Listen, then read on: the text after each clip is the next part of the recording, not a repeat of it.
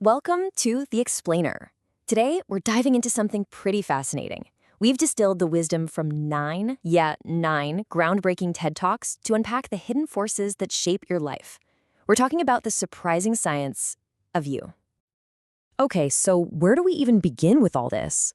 Well, it starts with understanding our own internal programming. Think of it like this. We all have these invisible psychological rules, kind of like a secret operating system that's just quietly running in the background of our lives. I mean, we've all heard this story a million times, right? Work super hard, get successful, and then you'll finally be happy. But what if that whole formula is just completely backwards? So, if we want to build a better life, we've got to start with that software running inside our heads. It's all about rewiring our mindset. Okay, check this out. According to researcher Sean Acor, we've been getting the formula all wrong. We think success is what leads to happiness, right? But the science shows the exact opposite is true. Happiness is actually the precursor to success. When our brains are positive, we get what he calls a happiness advantage. And just how big of an advantage are we talking about? Well, a positive brain is 31% more productive. I mean, think about that. This isn't just some feel-good, fluffy idea. It's a direct, measurable upgrade to our performance in, everything we do. But, happiness isn't the only piece of the puzzle. Researcher Angela Duckworth studied a whole range of people, from West Point cadets to national spelling bee champs, and she found this other crucial characteristic that predicts success, and she calls it grit. So, here's the big question. What's more important for success? Is it talent, that raw natural ability, or is it this thing called grit? You'd probably assume talent is the key, right? But the data from Duckworth's research, well, it tells a very, very different story. And this is such a critical insight. Turns out, talent doesn't make you gritty. In fact, her data shows that a lot of really talented people, they just don't follow through on their commitments. It's the people with grit, the ones who persevere, who ultimately achieve more. It's really about stamina, not just being smart. So what gets in the way of all that awesome stamina? Well, I think we all know the answer to that one. Procrastination. And Tim Urban has this hilarious but super accurate way of visualizing what's going on in our heads. He says it's a struggle between three characters. You've got your rational decision maker, the fun-loving instant gratification monkey, and of course, the deadline-driven panic monster. And a lot of the time, lurking right underneath that procrastination and fear of failure, there's something even deeper going on. Researcher Brené Brown, she identifies it as a really powerful, universal feeling, shame. It's that core fear we all have that we're somehow flawed, and because of that, we're unworthy of love and connection. So how do we fight that? Well, Brown's research shows the path forward isn't to try and avoid feeling vulnerable. It's actually to lean into it. She says vulnerability isn't weakness at all. It's the birthplace of joy, creativity, belonging, and love. It's all about having the courage to be imperfect and just believing that you are enough right now.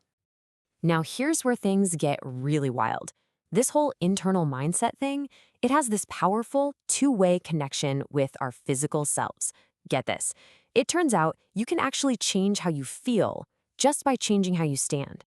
Seriously, social psychologist Amy Cuddy discovered that our bodies can literally change our minds.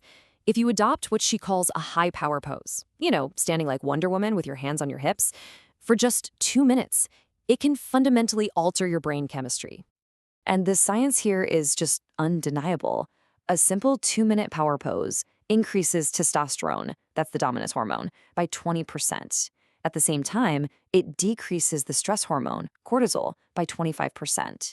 You are literally reconfiguring your brain to be more confident. So this isn't about faking it for other people.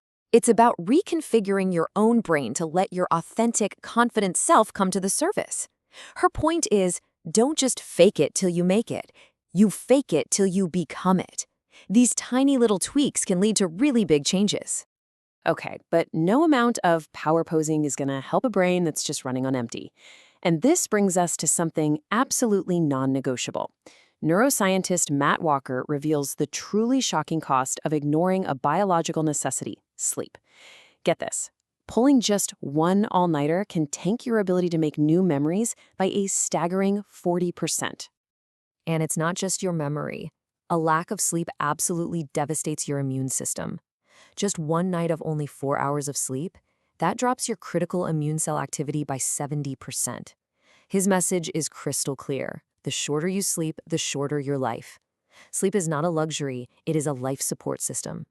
Now, beyond sleep, our daily energy is also shaped in a big way by our personality. And this is where Susan Cain urges us to completely reevaluate what we think introversion is.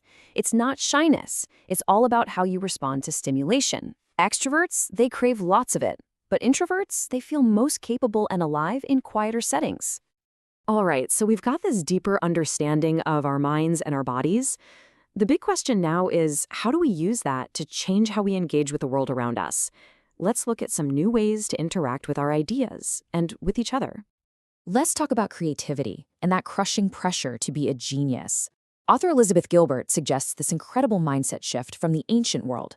See, the Romans didn't believe a person was a genius. They believed a person had a genius, like a creative spirit that worked with them. That simple change of perspective, it protects you from the ego of success and the despair of failure. And this idea of a cooperative act, it also applies to our social interactions, especially when it comes to honesty. Deception expert Pamela Mayer has this fascinating take. A lie has no power on its own. It only works if someone else agrees to believe it, which means lying is a two-way street.